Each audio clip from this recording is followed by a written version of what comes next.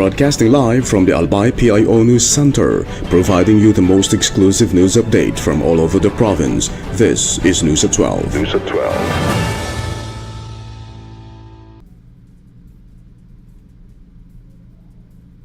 For the local scene, book lending program boosts reading in Albay schools. The Albay Provincial Library and Information Center has resumed Project Reads to bring more reading materials to public schools and encourage stronger reading culture among students. The program officially restarted during the Aplik Kwentuhan Outreach Program at Bagumbayan Central School. Participating schools receive a collection of 50 children's and young adult books by Filipino authors and artists, with each set rotated every month to give us students access to more titles. The books are placed in school libraries and classroom reading materials corners to make learning materials more accessible and promote regular reading habits. The Albay Provincial Library and Information Center continues to encourage more public schools across the province to join the program and help expand access to quality reading resources for young learners.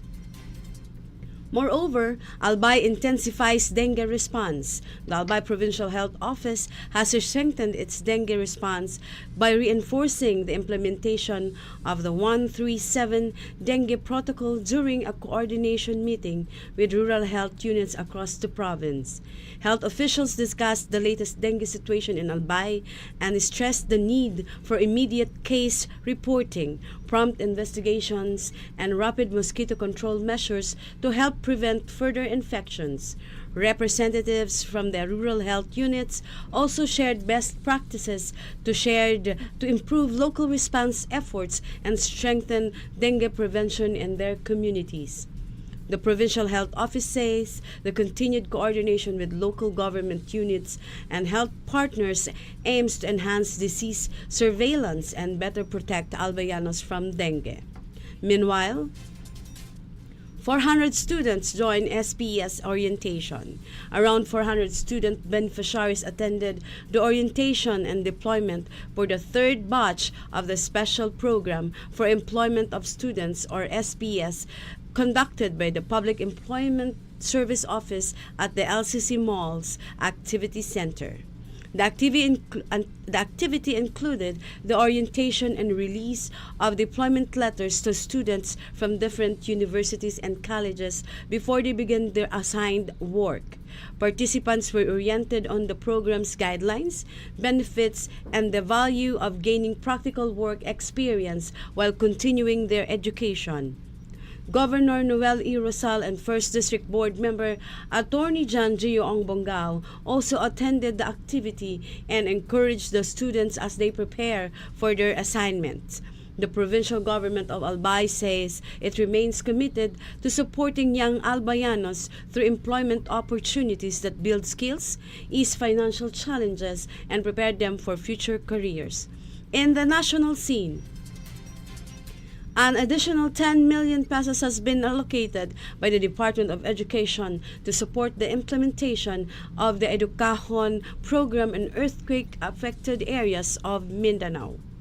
Sani Angara said the program will help ensure learning continuity for displaced students, with funds distributed to the schools division of Sarangani and General Santos City.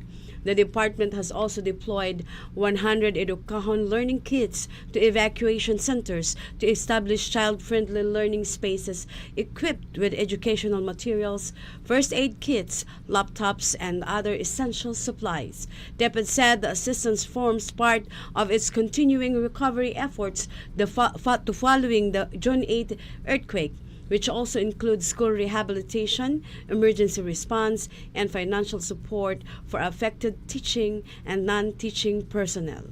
Meanwhile, a one-year service extension has been endorsed by Jose Melencio Nartates Jr. for Hansel Marantan, who is scheduled to retire on July 10. Nartates said he has assigned the resolution recommending the extension, while Junvix Remulla said Marantan's leadership is needed to ensure the continuity of major police operation in Calabarzon. National Police Commission Vice Chairperson Rafael Vicente Calinisan said service extensions for police generals are granted only to those with exceptional performance and are allowed under existing law. Marantan expressed gratitude for the recommendation, saying he is honored by the trust and confidence given to him to continue serving in the police force. In another story, more than 40 million pesos worth of illegal drugs has been seized by the Philippine Drug Enforcement Agency during a nationwide anti-drug operations conducted from June 25th to date. Authorities carried out 49 operations, including 35 buy-bust operations, which resulted in the arrest of 52 suspects who will face charges under the Comprehensive Dangerous Drugs Act of 2002. Isagani Neri said the operations reflect strong coordination among law enforcement agencies and vowed to continue intelligence-driven campaigns against drug syndicates. Authorities also confiscated shabu, ecstasy, and marijuana, while thousands of marijuana plants and seedlings were uprooted and destroyed. For the news outside the country, strong concerns have been expressed by Japan over a ballistic missile test conducted by China in the Pacific Ocean. Japan said it urged China to reconsider the test to prevent any threat to its airspace or national security while strengthening surveillance and monitoring efforts. China's Navy later confirmed that the missile test was successfully carried out in the Pacific Ocean. Meanwhile, 20 people have been killed after clashes erupted inside a prison in Sri Lanka. According to hospital and police officials, a hospital official said 16 inmates and 4 prison guards died, while more than 100 others were injured and taken to hospital for treatment.